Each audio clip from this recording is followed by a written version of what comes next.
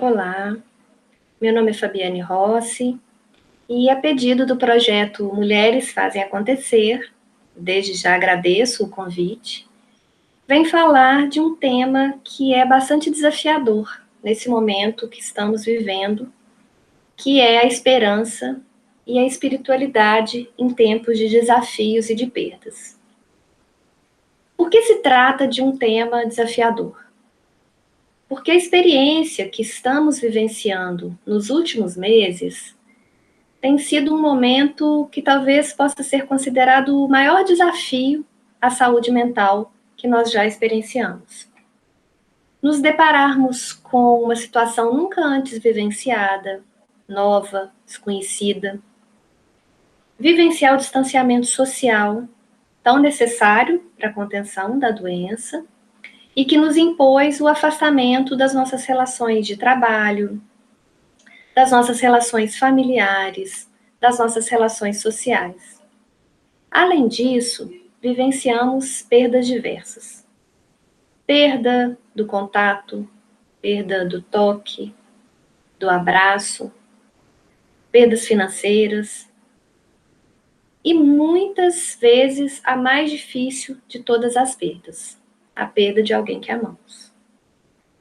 Nesse cenário de perdas por morte, nós perdemos também a oportunidade da despedida. Os nossos rituais de luto foram suprimidos como uma forma de também se evitar a propagação da doença, o que é legítimo. Mesmo que não tenhamos perdido alguém próximo a nós, como um familiar, um amigo, estamos todos em luto.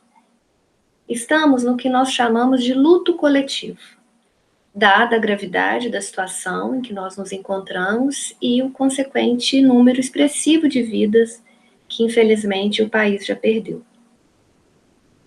Diante dessa realidade, uma pergunta é necessária. Há que se perder também a esperança? Um ponto importante a ser pensado diante de qualquer adversidade por nós já vivenciada ao longo da nossa história de vida é a nossa capacidade de enfrentamento. Todos nós, em momentos distintos, já experienciamos situações adversas, complexas, difíceis, diante das quais imaginamos não haver nenhuma possibilidade de superação. Porém, ao nos depararmos com tal realidade, muitas vezes nós nos vimos resilientes. A resiliência, ela não é um processo estático. Eu não nasço resiliente. Eu não sou resiliente. Eu estou resiliente ou não em determinados momentos da vida. A resiliência é um termo muito interessante que vem da física e está associada à ideia de um elástico que sofre uma intervenção, se estica e volta. O que isso significa na nossa experiência pessoal? Que estar resiliente diante de uma situação desafiadora não significa não sofrer, como muitas pessoas pensam. Ao contrário, significa sofrer, mas retornar ao estágio anterior, talvez ainda mais fortalecido, por que não? Por isso, jamais podemos nos focar em falas direcionadas ao excesso de positividade, o que nós chamamos de positividade tóxica. O que seria isso? Seria uma tendência dos dias de hoje em pensarmos sempre positivamente, a todo tempo, sem dar espaço para os sentimentos considerados, entre aspas, negativos, muito entre aspas. Por quê? Porque são sentimentos necessários, que habitam em nós. Sofrer, chorar, se revoltar, ter medo, perguntar por que comigo, viver o luto, tudo isso é extremamente necessário para voltarmos ao estágio anterior do elástico.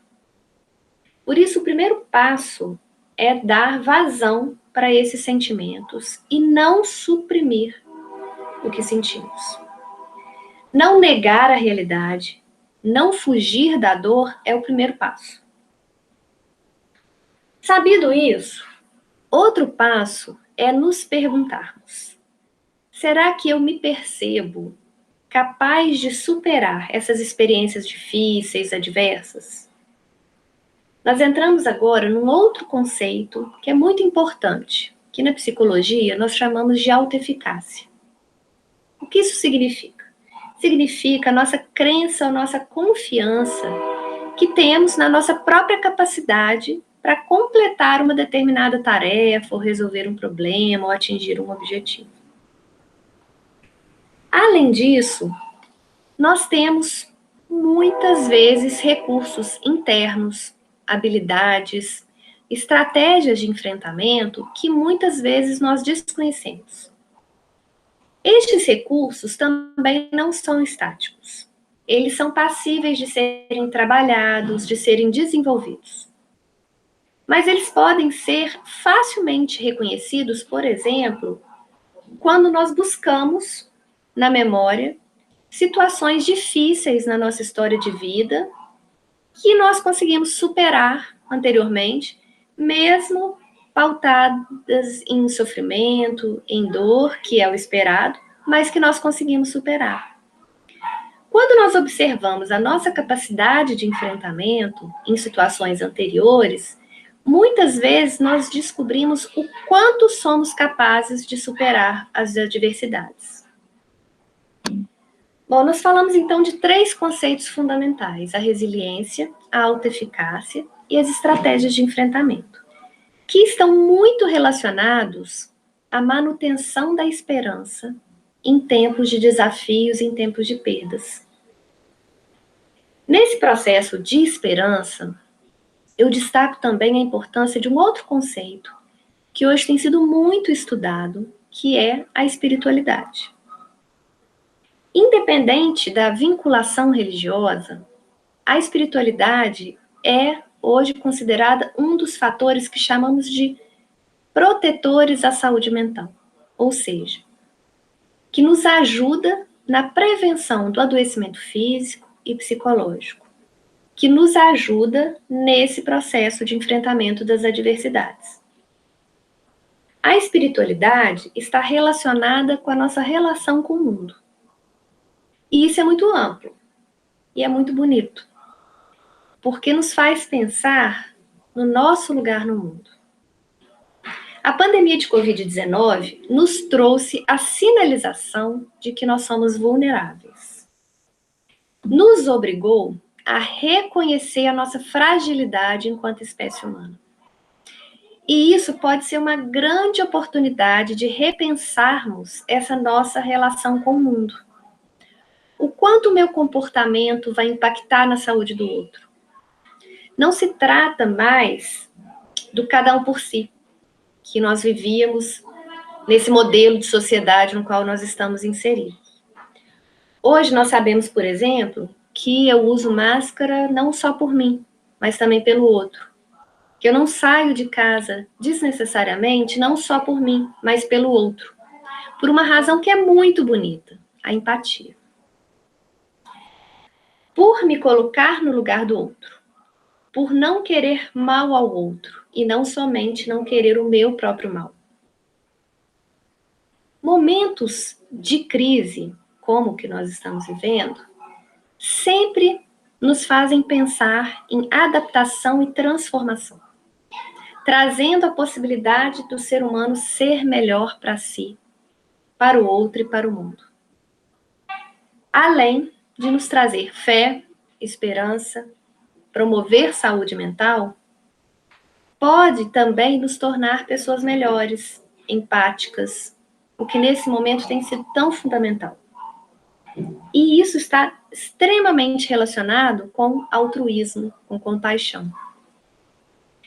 Por essa razão, eu penso que aqueles que estão buscando não negar a gravidade do momento que estamos vivenciando, aqueles que estão buscando a adoção de comportamentos empáticos, altruístas, aqueles que conseguem perceber a sua capacidade de enfrentamento diante de vivências adversas, possivelmente irão sair dessa experiência de pandemia mais fortalecidos.